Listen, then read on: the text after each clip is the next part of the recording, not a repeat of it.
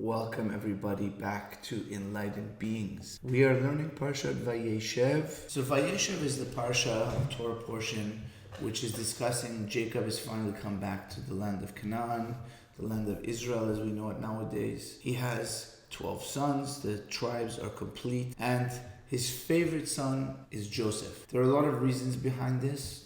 It mainly was a spiritual reason, even though that obviously the wife that he loved, that he really wanted to get married with to begin with. Rachel, that was her first son, so he loved Joseph so much. But to go into deeper ideas behind this week's Parsha, we're going to look at the Zohar.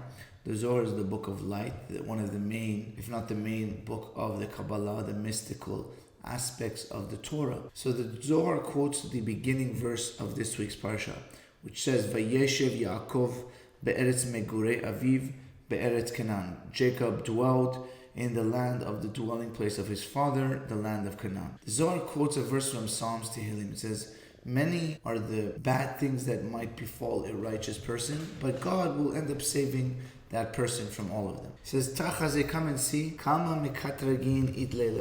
says, a person, unfortunately, we could have a lot of negative energy surrounding us from the day that our soul has been given into our body in this world. Once the person comes out into the atmosphere of this world, basically once a person is born, you have the evil inclination. The evil inclination is there from the minute we come into existence. And he quotes the verse from Genesis, which says, Lapeta chatat rovetz, that the sin is crouching in the entrance place. So lapeta could also mean like the beginning. So from the beginning, the sin, which is the Yetzer Hara, is there. He's waiting to make a person stumble. And you see this in a baby. Why? Because a baby is just more connected to physicality. They want to eat, they want to sleep, they want to defecate. That's what it's all about. They don't feel good, they cry. There's no real spirituality beyond the spirituality they bring to other people, because other people see babies and they feel so amazing. But the baby itself is really mainly concerned with the physical. So with the beginning part of someone's life, the evil inclination is the entity which is really running the show. So how do we see this? The Torah says even more than this. If you look at an animal that is born knows how to protect themselves from the minute they are born. They will instinctively, an animal will run away from fire even when they are born. They just know it instinctively. Whereas a human being doesn't know how to do that. A human being does not know how to protect himself till very late, actually. Maybe some children when they're young, but usually it's 5, 6, 7, that the children really learn to protect themselves and are aware. So this is showing the fact that we don't even have this natural instinct to protect ourselves. This kind of shows that that's because we have this side of evil inside of us, which is not really looking out for us. Unfortunately, that's just the way God created it. A person, it says a baby, might even throw themselves into a fire. They don't know how to protect themselves. And that has to do with this side of evil, which is kind of pushing us, unfortunately, to the bad side. So this is what King Solomon says in the book of Ecclesiastes. This is one of his deepest books, actually, one of the deepest books of Torah. He says, Tov yeled misken bechacham. It says it's better a good child who is poor but wise, mimelech zaken uchsil, from a old and foolish king, asher lo yadal lizaher, that does not know how to be careful and to watch out. So what is this referring to? The Tov Yeled, the kid is good. This is the good inclination, that it's a kid inside of us. Why? Because it's only entered inside of our body at a later state. A girl at age 12, a boy on his bar mitzvah at age 13, that's when the good inclination really starts to enter inside of us. And that's why a bar mitzvah or a bat mitzvah is so important, because it's a higher level of the soul which is entering inside of us. So that's why we make a celebration about it. We're celebrating that milestone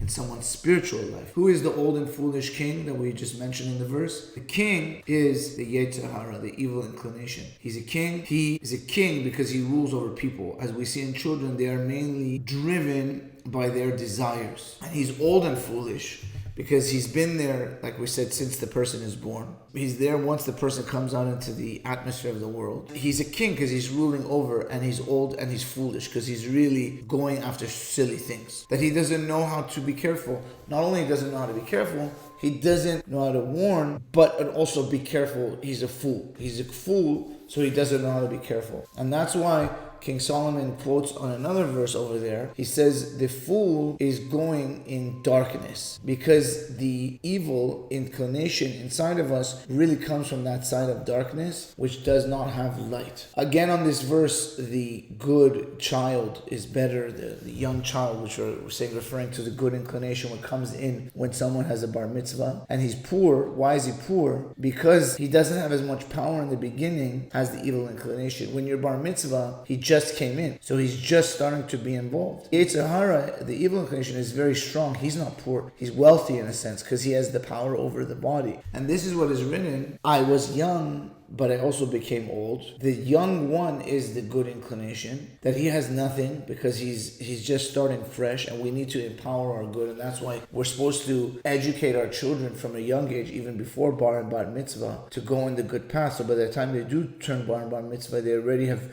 started on this path of righteousness. And he's young, like we said, he's wise, that the wisdom is inside of our good inclination. That's where the wisdom dwells and lives inside of us. And it's more preferred than the foolish king. This, like we said, is the evil inclination that's been there from the day we're born. And he's really, the Yetzer hara is really just connected to impurity. And he's foolish. All of his ways are just about going into the side of evil.